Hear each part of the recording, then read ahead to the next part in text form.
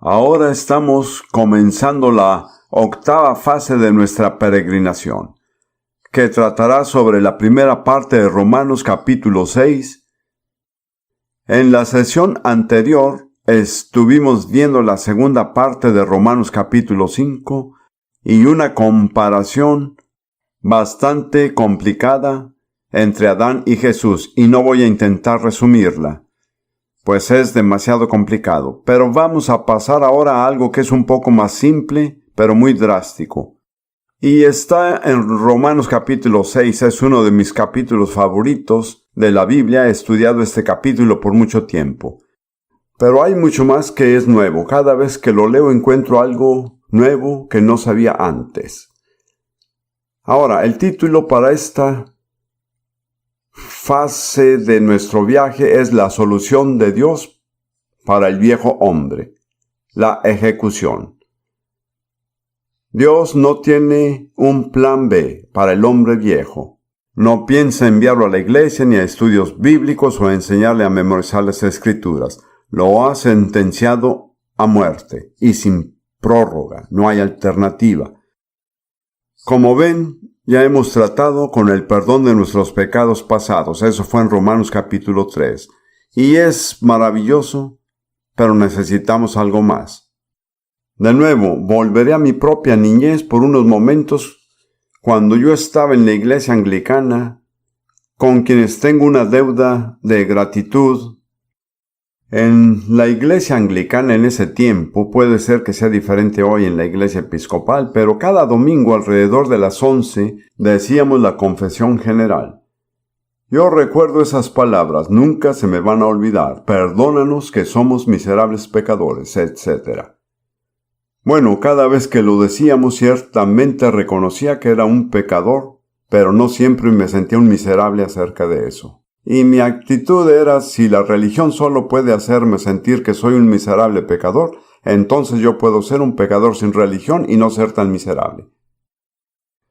Pero siempre tuve la sensación que tal vez mis pecados fueron perdonados. Nunca estuve seguro. De hecho, pensaba que el único propósito de la religión era para hacernos sentirnos culpables. Pensaba que había logrado algo grande si podía salir de la iglesia sintiéndome un poco culpable. No sabía que había algo más allá de eso, pero solo me preguntaba si realmente Dios perdonó mis pecados. Lo vergonzoso fue que salía de la iglesia sabiendo muy bien que en la próxima semana iba a cometer de nuevo los mismos pecados. Me preguntaba lo siguiente: ¿le agrada a Dios que le confiese pecados que voy a seguir cometiendo, o más bien los estoy provocando? Nunca pude dar con una respuesta clara a esa pregunta. Pero aquí en Romanos capítulo 6 está la respuesta. Una cosa es que sus pecados pasados sean perdonados, lo cual es tremendo, pero eso no es todo. Porque dentro de cada uno de nosotros, sin excepción, y cada uno hemos descendido de Adán, ahí mora un rebelde. E incluso si nuestros pecados pasados han sido perdonados, aquel rebelde en nuestro interior continuará cometiendo la misma clase de pecados a menos que sea confrontado.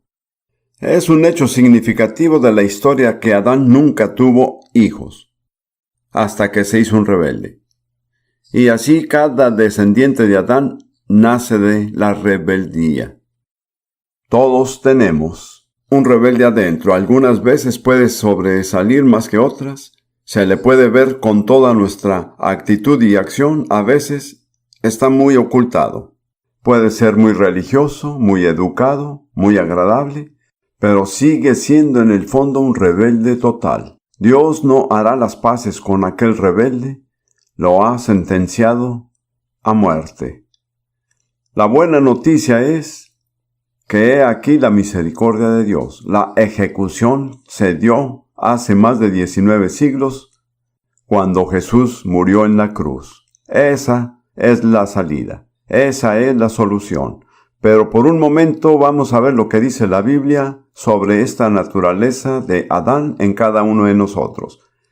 Se le llama el viejo hombre, o la traducción moderna dice el viejo yo. Pero prefiero mantener la palabra hombre porque nos remonta directamente a Adán, el primer hombre. Se le llama naturaleza carnal, se llama carne, se llama cuerpo de pecado y se llama cuerpo de la carne. La Biblia usa ciertas palabras de maneras técnicas y especiales. Casi cualquier sistema de comunicación tiene ciertas palabras técnicas que se utilizan, como en la electrónica hay ciertas palabras técnicas. Si quieren entender la electrónica, que yo no lo entiendo, deben aprender el uso correcto de esas palabras técnicas. En la Biblia hay algunas palabras técnicas. Quizá la más importante es de la que estamos hablando: la carne, el cuerpo del pecado, el cuerpo de la carne. No se refiere a nuestro cuerpo físico. Ahora, en otros lugares, la carne se refiere al cuerpo físico real. Pero en muchas partes no es así. Se refiere a la naturaleza que heredamos con nuestro cuerpo por descendencia de Adán. Y solo el contexto puede mostrarnos en qué forma se traduce. Esto pasa igual con innumerables palabras que usamos en la vida cotidiana. Puede tener más de un significado. Por ejemplo, con mi información británica, para mí una bolsa es algo hecho de papel o plástico que se lleva en la mano. Pero cuando llegamos a un aeropuerto, mi esposa Ruth me pregunta: ¿recogiste las bolsas del carril? Bueno, tuve que aprender lo que quería decir, porque nunca usamos las palabras bolsa para referirse a la maleta. ¿Y para qué?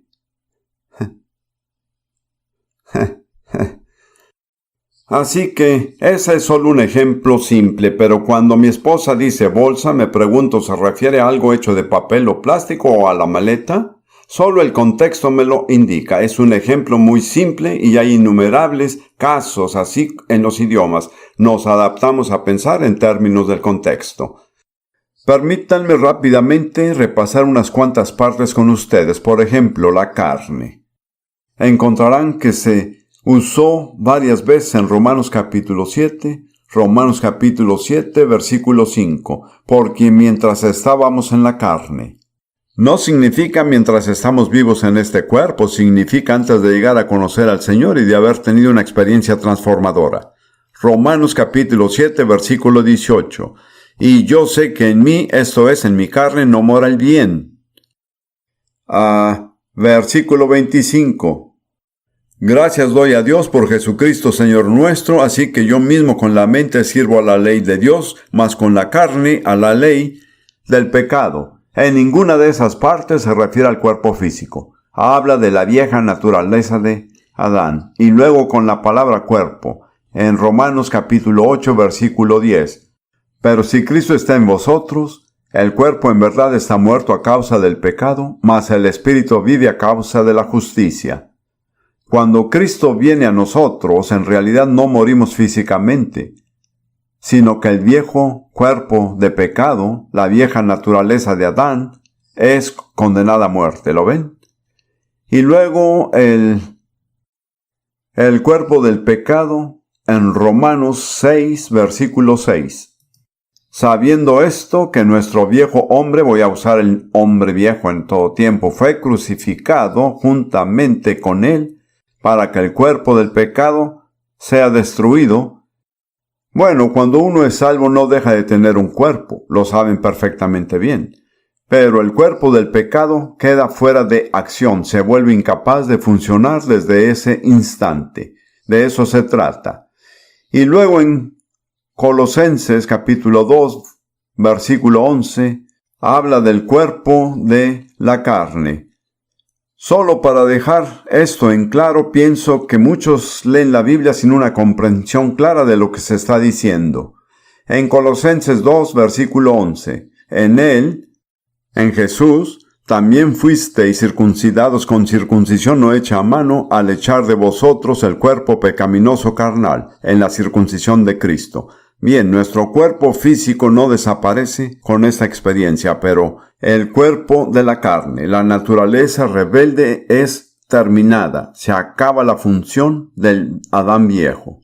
Ahora volvamos al comienzo de Romanos capítulo 6, y una vez más, Pablo comienza este capítulo anticipando una objeción que surgiría, y a mi modo de verlo, Él siempre tiene en mente a un judío oponente. Puedo estar equivocado, pero me parece que son justamente las objeciones que daría un judío que fijó su fe en guardar la ley de Moisés.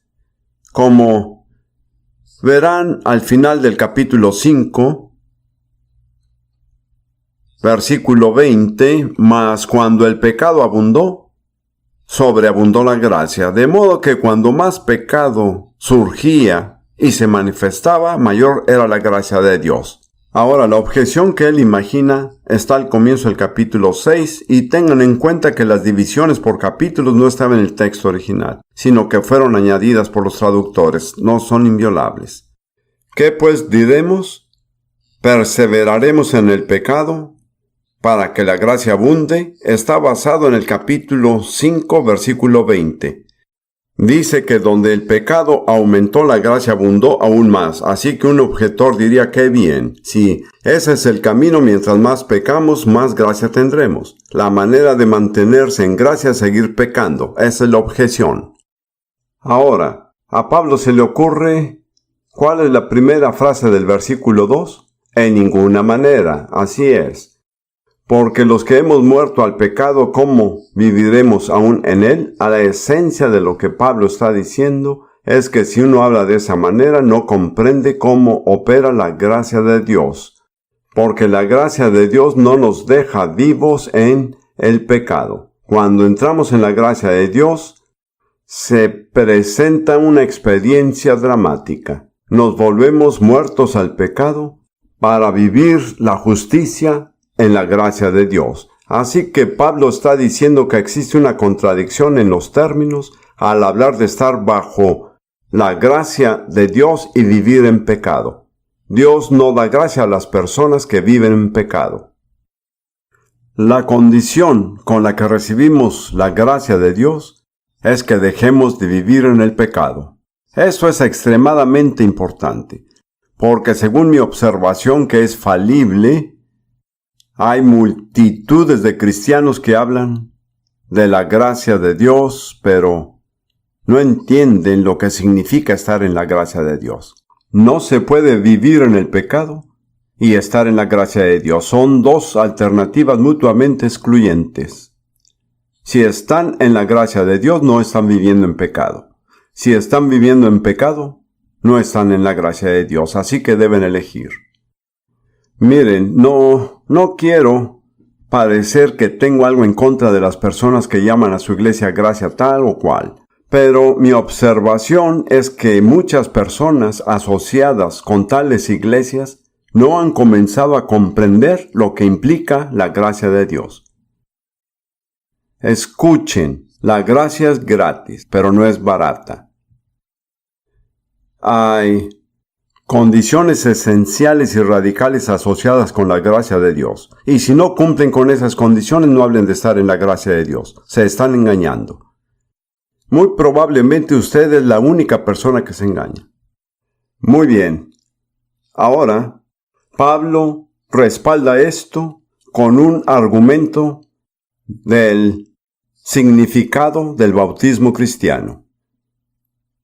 Quiero decirles que, en mi opinión, al significado del bautismo no se le da la importancia que se merece entre la mayoría de los evangélicos, pentecostales, bautistas y demás. El bautismo es mucho más importante de lo que cree la mayoría de las personas que lo practican. Imagínese, no puedo encontrar un caso de alguien entre los pentecostés y demás que declare ser salvo a través de la fe en Jesús sin ser bautizado. Jesús dijo, el que creyere y fuere bautizado será salvo. Muchos dicen que creen pero no han sido bautizados. Bueno, eso es entre ellos y Dios, no es asunto mío, pero yo digo que se está quebrantando la gracia de Dios. No existe algo así en el Nuevo Testamento. Pablo da por hecho que cada cristiano al que le está escribiendo ha sido bautizado. Déjeme decirlo de nuevo. Yo creo en el bautismo del Espíritu Santo. Creo que es una gran experiencia que cambia la vida. Pero creo que el bautismo en agua debe ser tan tremendo y transformador como lo es el bautismo del Espíritu. No es tan solo una pequeña ceremonia por la que pasa uno para ser miembro de la iglesia. Bueno, ahora que has sido salvo, dentro de 3 semanas tendremos un servicio de bautismo. Inscríbete. Ninguno de los apóstoles dijo algo así. Cuando el carcelero de Filipo y su familia fueron salvos, no esperaron hasta la mañana para bautizarse. Se bautizaron aún siendo de noche. He tenido el privilegio de guiar a la gente hacia el Señor y me preguntan qué sigue, les digo el bautismo. Los llevo al mar y los bautizo, y se regresan a casa empapados. El bautismo es un asunto de urgencia. Lean el Nuevo Testamento por sí mismos y vean si pueden encontrar cualquier tipo de referencia a una actitud casual sobre el bautismo. No existe. Es esencial, es crucial. Y los que solo lo tratan como una ceremonia, se pierden la verdadera bendición. Estuve en Nueva Zelanda hace muchos años y enseñé sobre el bautismo a una congregación, y varias personas que no habían sido bautizadas querían bautizarse, y nos reunimos alrededor de una piscina e hicimos un servicio de bautismo. El poder de Dios era tan fuerte que todos los que estaban parados en el borde de la piscina cayeron bajo el poder de Dios sin que nadie orara por ellos. Allí estaba un grupo de hermanos bautistas maravillosos que al verlo todos dijeron: ojalá que esto nos pasara a nosotros. ¿Lo ven? Ellos sintieron que se habían quedado cortos. Esto no es una crítica a los bautistas, porque también pasa con la mayoría de los pentecostales. No han comprendido el significado del bautismo. Ahora veámoslo con la perspectiva de lo que dice Pablo. Romanos versículo 3. ¿O no sabéis que todos los que hemos sido bautizados en Cristo Jesús hemos sido bautizados en su muerte? De eso se trata. Y noten que se bautiza en Cristo Jesús. No es bautizado en el nombre de una iglesia bautista o pentecostal o una misión interior del África. Dios no lo quiera. Lo único en que se bautiza es en el mismo Jesucristo, y no se conformen con nada que sea menos a esto. Lo digo porque fui misionero en África, y allí sí se pasaban de una iglesia a otra, si asistían a la misión del interior de África y luego iban a las asambleas pentecostales de Canadá, tenían que volverse a bautizar. Eso es una horrible herejía. Sigamos. ¿O no sabéis que todos los que hemos sido bautizados en Cristo Jesús hemos sido bautizados en su muerte? ¿Por qué sigue hablando de esto? Al ser bautizado, ahí fue la muerte. Eso es lo que dice Pablo. Porque somos sepultados juntamente con Él para muerte por el bautismo, a fin de que como Cristo resucitó de los muertos por la gloria del Padre, así también nosotros andemos en vida nueva. Hemos sido sepultados con Cristo en aquella tumba mojada, para así poder resucitar como Jesús fue resucitado, no con su propia fuerza, sino en el poder sobrenatural del Espíritu Santo, la gloria de Dios que lo sacó de la tumba. Cuando somos bautizados en agua, lo que profesamos es: Dios, desde este momento en adelante dejaré de vivir por mi propia fuerza. He muerto. El poder que me mantendrá de pie desde este momento en adelante es el poder sobrenatural de tu Espíritu Santo. Voy a andar en el camino sobrenatural de la vida. Pasemos al versículo 5, ya que tengo que apresurarme. Porque si fuimos plantados juntamente con Él en la semejanza de su muerte, así también lo seremos en la de su resurrección. Cuando habla de estar plantados junto a Él en la semejanza de su muerte, ¿a qué se está refiriendo? ¿A ser qué? Bautizado. Así que dice que si hemos sido bautizados, también lo seremos en la semejanza de su resurrección. Les digo que si no se han bautizado, corren riesgos, ya que la promesa es para aquellos que se han unido a Él, sepultados con Él por medio del bautismo. Versículo 6. Aquí está. Sabiendo esto, que nuestro viejo hombre fue crucificado juntamente con Él para que el cuerpo del pecado sea destruido, a fin de que no sirvamos más al pecado. Eso lo veremos en la próxima sesión. Veamos más de este misterio de identificación que se ha mencionado varias veces. Como verán, es la clave que nos lleva a todas las riquezas de la cruz. No solo se contempla a Jesús en la cruz, también decimos que cuando murió, morimos también, porque tomó nuestro lugar. Fue mi representante, fue el último Adán, la mala herencia completa que me correspondía a mí y a todos los descendientes de Adán, se vino sobre él. Ahora, si quiero identificarme con él y seguirlo hasta el final, ¿qué debo hacer? ¿Cuál es el paso primordial? Si hemos sido sepultados con él por el bautismo en su muerte, ahí es donde nos unimos a la procesión, si me entienden lo que quiero decir. Ese es el acto de nuestra voluntad y obediencia mediante el cual declaramos nuestra identificación con él por el resto de nuestro camino. Cuando somos sepultados con él, tenemos el derecho de entrar en todo lo que se siguió a su sepultura. Él vive, fue resucitado, pero allí no termina. Él está en el trono. Hace muchos años, cuando recién llegué a esta nación por primera vez, de hecho en 1964 visité Houston como invitado de los hombres de negocios del Evangelio completo y me alojaron en el Hotel Rise en Houston. Cuando entré en el ascensor y miré todos los botones que decían 1, 2, 3, pero había un botón E para estacionamiento y luego 3, 4, 5 hasta el 10º piso. Pero debajo del 1 estaba la S. Y sucedió que al entrar al ascensor allí estaba un piloto y le gustaba hablar. Y me estaba explicando cómo funcionaba ese tipo de botón y dijo: ese botón se eleva por presión, se eleva por un campo de actividad. Es decir, es elevado por un, ¿cómo se dice? Un campo eléctrico. O sea, cuando acercas tu dedo al botón, este se activa. Yo me quedé pensando y luego volví a mirar los botones y pensé, estamos en el piso 1 y queremos subir, ¿pero qué es la S? Y el Espíritu Santo me dijo claramente como cualquier cosa, la S es para sótano, la sepultura y sumersión del bautismo. Yo entendí el mensaje. Si quiere subir, tiene que bajar primero.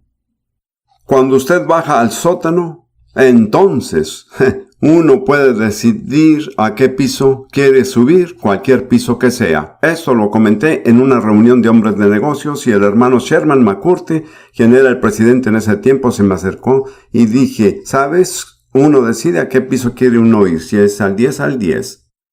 Luego vino y me dijo, hermano Prince, ¿acaso no es triste que tantos cristianos presionan el E entre suelo y se quedan ahí?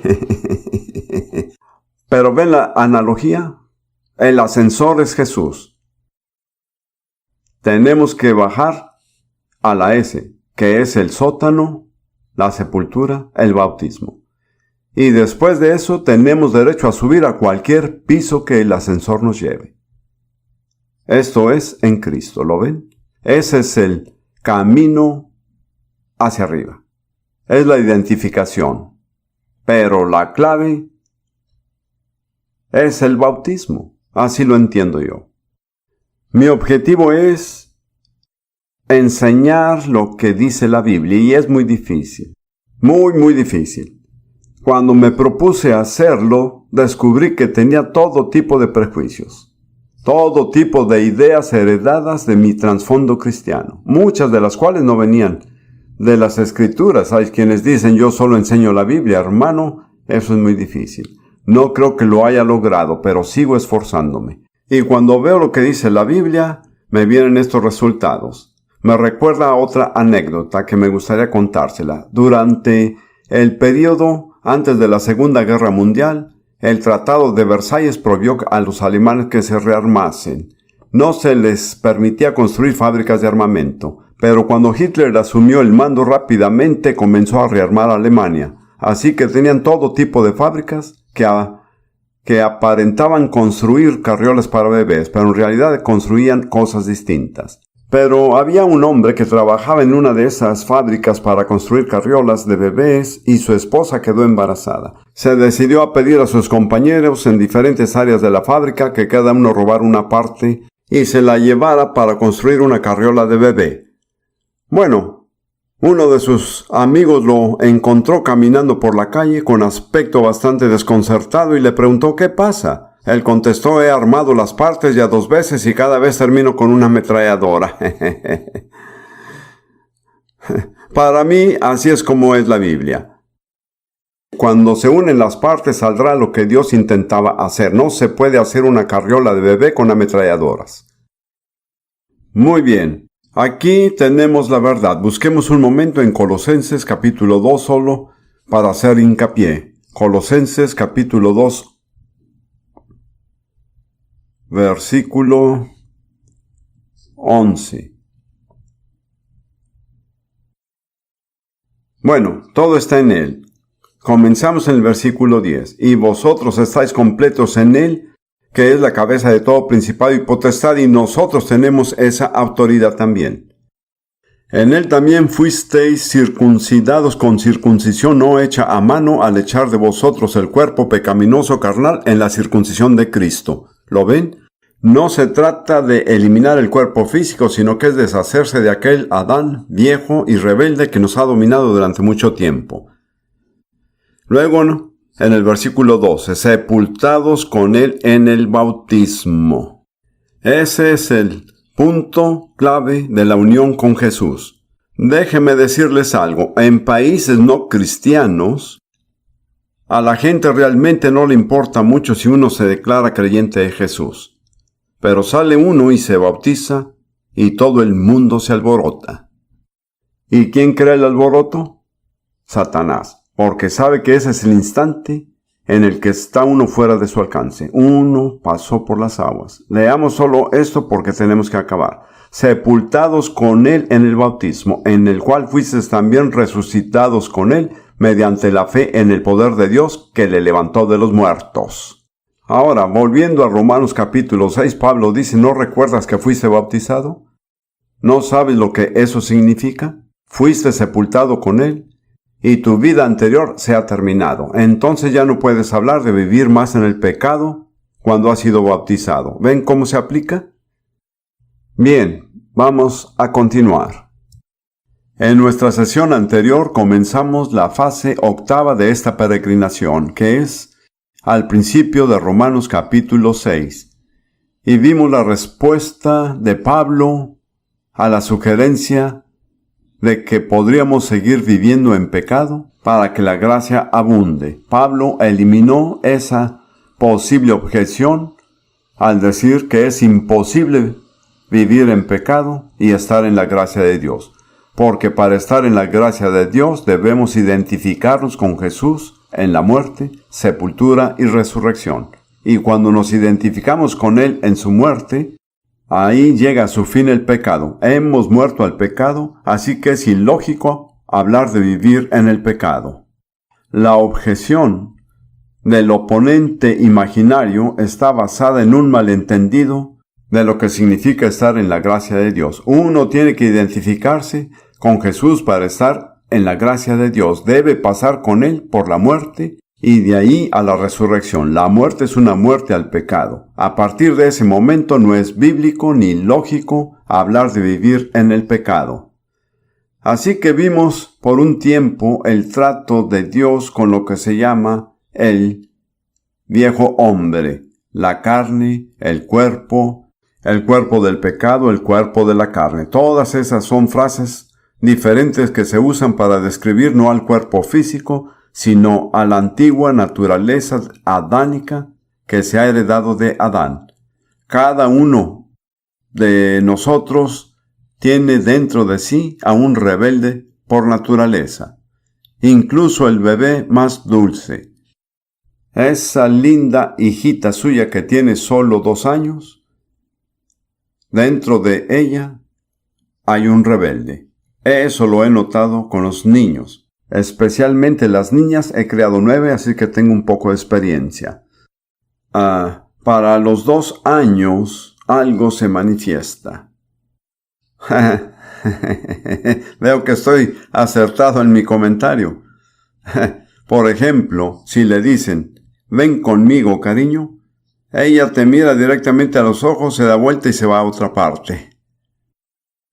No es que lo haya planeado, es solo una manifestación temprana de aquel rebelde. Puede que realmente sea una niña linda, tierna y cariñosa, pero tiene el mismo problema que el niño malcriado, desagradable, malhumorado. Cada uno de ellos lleva un rebelde adentro, solo que el rebelde del niño se muestra y el rebelde de la niña no se muestra, salvo en momentos de descuido. ¿Cuántos de ustedes tienen un momento de descuido cuando de repente el rebelde se aparece?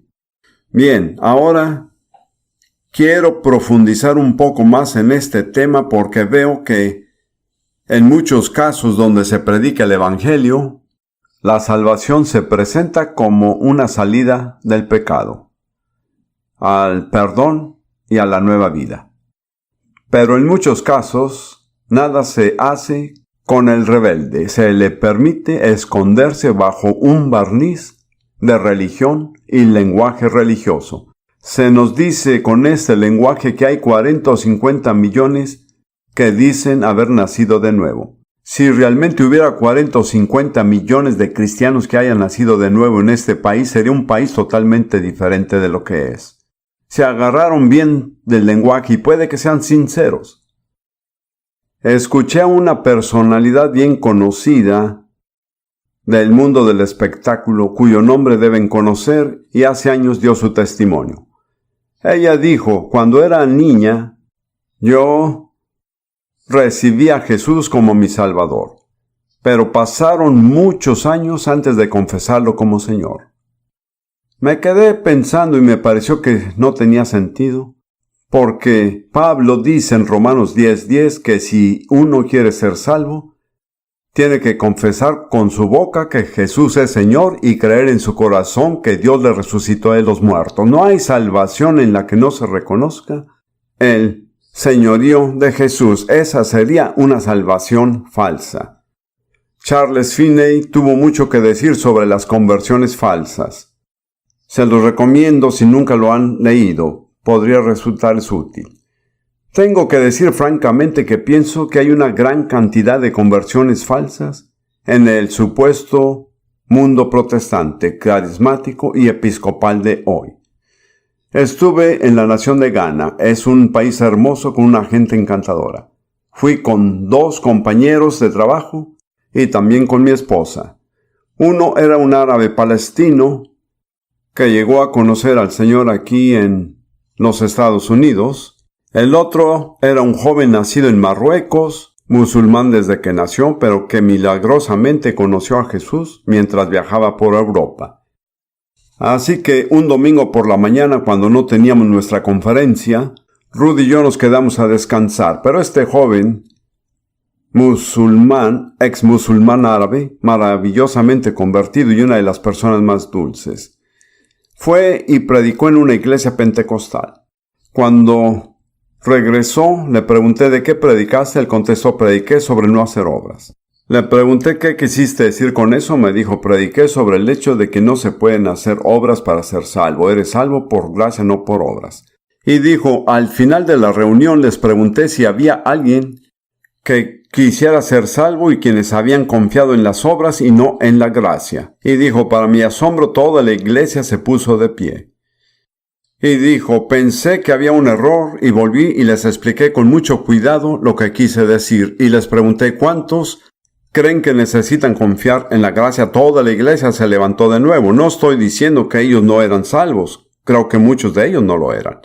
Tenían un tipo de religión, tenían una etiqueta. La salvación es mucho más que cambiarse de etiqueta. Uno está allí sentado con una etiqueta en la parte posterior de la chaqueta que dice pecador. Luego pasa al frente y repite una oración y cuando vuelve le cambian la etiqueta que dice salvo. Pero eso va más allá que eso. Como ven, hay que lidiar con aquel rebelde y que es un sujeto muy escurridizo. Es muy astuto, tiene muchas maneras de evadir la ejecución. Quiero compartir una experiencia personal que fue para mí muy real. A principios de los 50 pastoreaba una pequeña congregación en Londres, Inglaterra. Y solíamos dirigir reuniones callejeras 3 veces por semana, en un lugar del centro de Londres llamado la esquina de Speaker's Marble Arch. Si hoy van allí, no tiene nada que ver con lo que era en esos días. Bueno, una noche tuve un sueño y en este sueño veía una típica reunión callejera con un grupo de personas de pie y un hombre en el centro del grupo predicando. Miraba y escuchaba al hombre y me parecía que lo que decía estaba bien. No tenía crítica de sus palabras, pero no me gustaba su aspecto. La única forma de describirlo es que se veía deshonesto, estaba encorvado y tenía un pie zambo. No lograba entender cómo podía tener esa apariencia y sin embargo decir lo correcto. Bueno, me desperté en la mañana sin entender el sueño y lo olvidé. Pero 2 semanas después tuve exactamente el mismo sueño. Así que esta vez me dije a mí mismo, hay algo que Dios quiere decirme. Y dije, Dios, y le relaté la escena y lo que había visto y mi interpretación. Le dije, Dios, ese hombre en medio del grupo, lo que decía estaba bien, pero se veía como alguien muy deshonesto. ¿Quién es ese hombre? Obtuve la misma respuesta que Natán le dio a David. Tú eres el hombre. Eso me impresionó, pero me di cuenta por primera vez de que Dios estaba identificando al rebelde, al viejo hombre dentro de mí. Y busqué en Romanos capítulo 6 y vi que el remedio era la ejecución, pero la misericordia de Dios era que la ejecución se había dado hace 19 siglos, cuando Jesús murió en la cruz. Nuestro viejo hombre fue crucificado con él. Ese es un hecho histórico. Si lo creemos o no, no cambia el hecho, pero el creerlo y actuar en consecuencia nos cambiará. Se estaba acercando el tiempo de la Pascua, y de cierta forma tenía en la mente la imagen de la colina del Gólgota con las 3 cruces.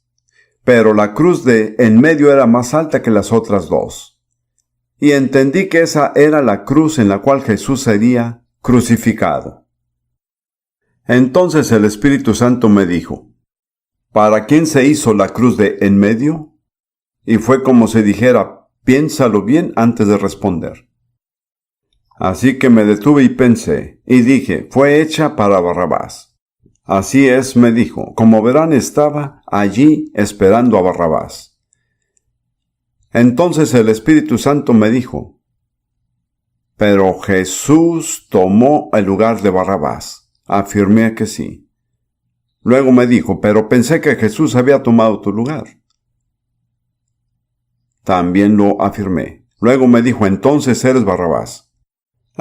Yo nunca discuto con la gente, pero fue una revelación para mí. Soy Barrabás, soy el criminal. Soy la persona para quien se hizo la cruz. Está hecha mi medida, me queda exactamente, me corresponde a mí. Pero al último momento ocurrió un cambio inesperado. Y Jesús tomó el lugar de Barrabás. Esa es la manera vívida de Dios de demostrar que el rebelde, el viejo hombre, fue crucificado en Jesús. Lo que tenemos que hacer es creerlo. Les tengo que dar otra imagen que es del profeta Isaías. Gracias a la señora que me prestó su Biblia de la Nueva Versión Internacional. Quiero leerlo así. Creo yo que está un poco más claro. En Isaías capítulo 1, Dios acusa a Israel por sus muchos pecados, pero la raíz del problema de Israel era la rebeldía.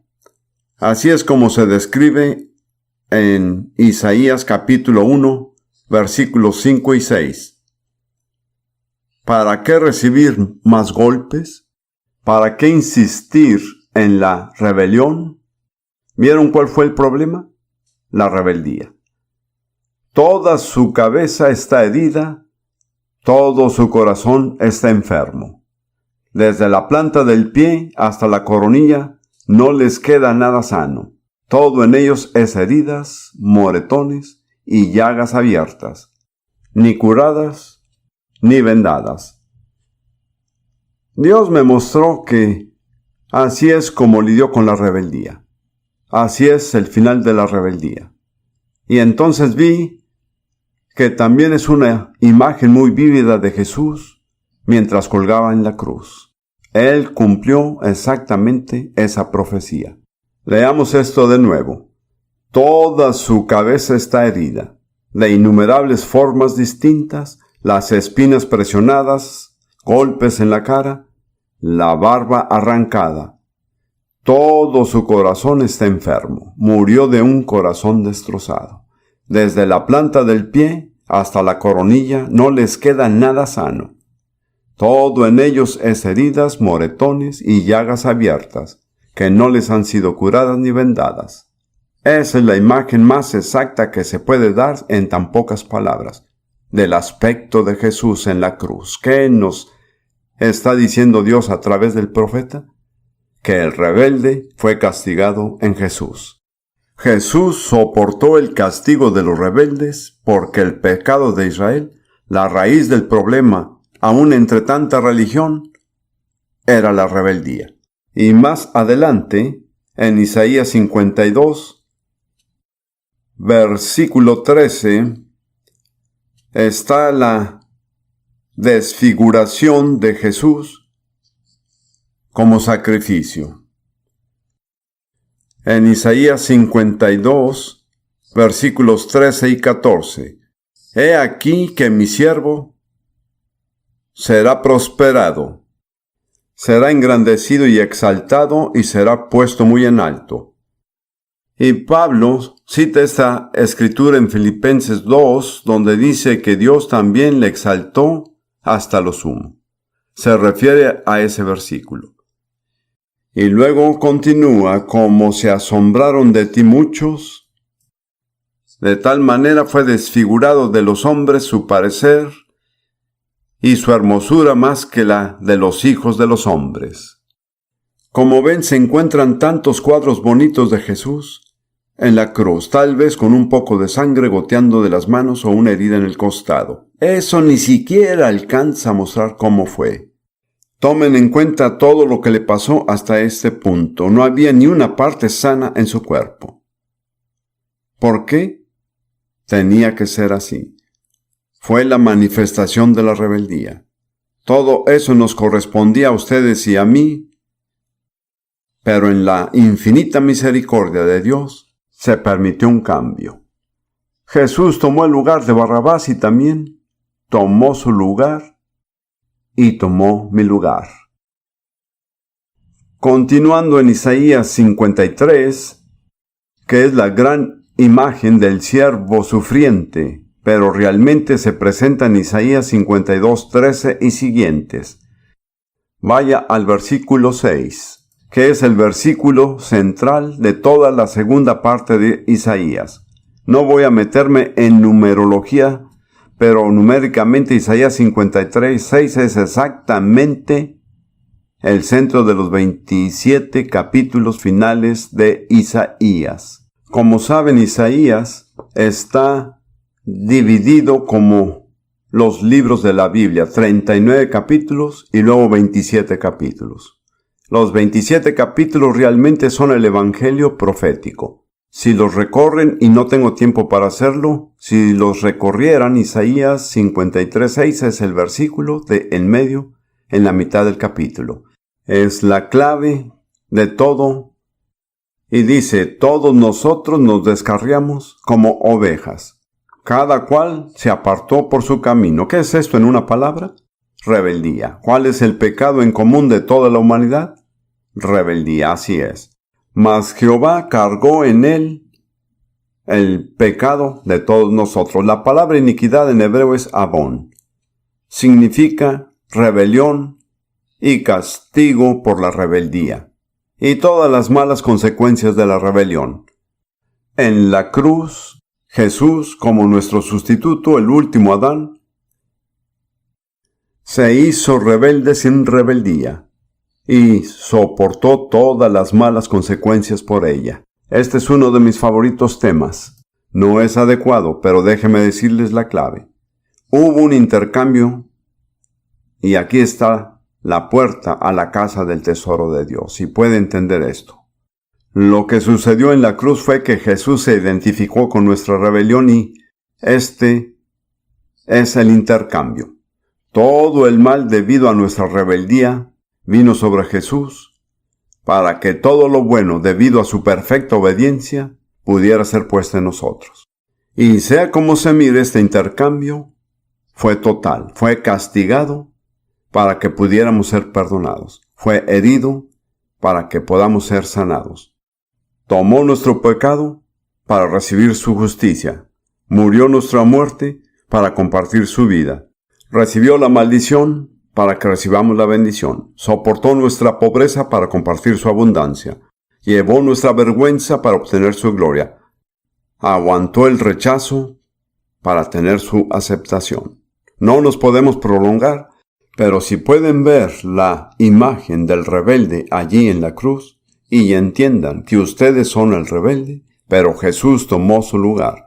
No solo soportó su rebeldía, sino que cargó con todas las malas consecuencias de la misma para poder entrar en todas las bendiciones de su perfecta obediencia. ¿Y saben qué es eso? Es la gracia. No pueden ganársela, no lo merecían, no tienen derecho a reclamarla, solo hay una forma de recibirla y es por fe, así es, solo hay que creer. Es interesante que cuando Isaías describe la imagen del siervo sufriente en el capítulo 53, comienza con una advertencia contra la incredulidad. ¿Quién ha creído a nuestro anuncio? El gran obstáculo para recibir los beneficios de la expiación es la incredulidad. Pronunciemos esto cada uno de nosotros. Digamos, Dios, quiero creer. Creo en todo lo que Jesús hizo por mí. Tal vez no lo entienda, pero sí lo creo, Dios. Amén. Eso los cambiará con tan solo decirlo. A veces en las reuniones se sorprende la gente porque al comenzar digo que lo primero que se hará es renunciar al espíritu de incredulidad. Me miran y me preguntan, ¿tú? Les contesto, sí, yo. Todos tenemos una lucha continua con la incredulidad. Seamos sinceros. Volvamos a Romanos capítulo 6. Verán las infinitas riquezas que se descubren en ese 6º capítulo. No quiero insistir con lo mismo, pero quiero reiterarles que si no hacemos el bautismo de la manera en que se hacía en el Nuevo Testamento, toda esta verdad queda oculta. Porque es el bautismo lo que es un acto externo real de nuestra identificación con Él. Cuando entrenaba maestros en África del Este, solíamos decirle estas palabras, más o menos. Recuerden que los niños recuerdan el 40% de lo que oyen, el 60% de lo que oyen y ven, y el 80% de lo que oyen, ven y hacen. Siendo Dios el gran maestro, cuando se trata de esta gran verdad central, dice, no quiero que se oiga, quiero que lo oiga, lo vea y lo haga. Y cada vez que se bautizan y nuevos creyentes se unen a la iglesia y se bautizan, esta verdad gloriosa de nuestra identificación con Jesús en la muerte, la sepultura y resurrección se anuncia en nosotros. Creo que uno de los principales objetivos de Satanás es eliminar este espectáculo de la iglesia para que se pierda la gloriosa verdad que representa.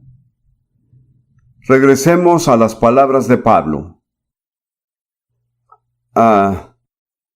Vayamos a Romanos capítulo 6, versículo 6. Sabiendo esto, que nuestro viejo hombre fue crucificado juntamente con él, recuerden, ya sea que lo sepan o no, lo crean o no, es la verdad. Pero el saberlo y creerlo es lo que marcará la diferencia en sus vidas. Como ven, antes que nada, Pablo dice en el versículo 6, sabiendo. Y en el versículo 11 dice, consideraos, prefiero la versión que dice reconocer. Antes que nada deben saberlo, luego reconocerlo, si no lo saben, no pueden reconocerlo. Al principio de estas sesiones se citó la escritura, mi pueblo fue destruido porque le faltó conocimiento. Así es exactamente como es. La gente no sabe y no pueden reconocer. Si lo saben, es su responsabilidad reconocer, pero supongo que de cierta forma es responsabilidad del ministerio de la iglesia que se dé a saber. Pastores, maestros, evangelistas, quien sea. Todos somos responsables de ver que el pueblo de Dios lo sepa, porque de lo contrario no podrán reconocerlo, y si no lo reconocen no pueden experimentarlo. Continuando con el versículo 6. Sabiendo esto, que vuestro viejo hombre fue crucificado juntamente con él para que el cuerpo del pecado sea destruido, pero me parece mejor decir reducido a la impotencia, que sea ineficaz, a fin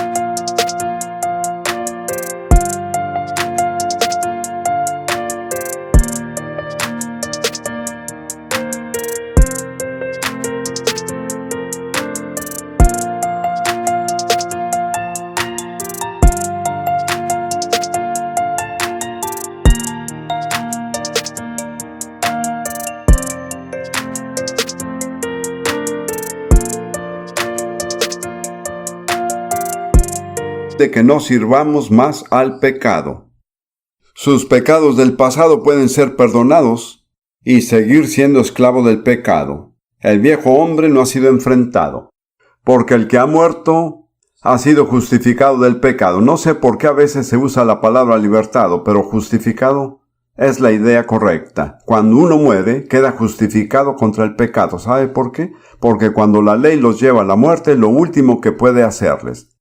Después de eso, la ley ya no tiene más que reclamarles. Salen del territorio de la ley y cuando somos muertos con Jesús, somos justificados. No hay más reclamos contra nosotros. Hemos pagado la deuda final en Él. Sigamos usando la palabra justificar. Primeramente es una palabra muy gloriosa y en segundo lugar es lo que dice Pablo. El que ha muerto es justificado, absuelto del pecado, ha pagado la deuda final. No hay nada más que la ley pueda exigir de él. Muy bien, versículo 8. Y si morimos con Cristo, creemos que también viviremos con Él. Noten que dijo sí. Anteriormente dijo, si fuimos sepultados, seremos resucitados. Si no hemos sido sepultados, no tenemos derecho a resucitar. Si hemos muerto, creemos que también viviremos con Él. Sabiendo que Cristo, habiendo resucitado de los muertos, ya no muere, alabado sea el Señor. La muerte no se enseñorea más de Él.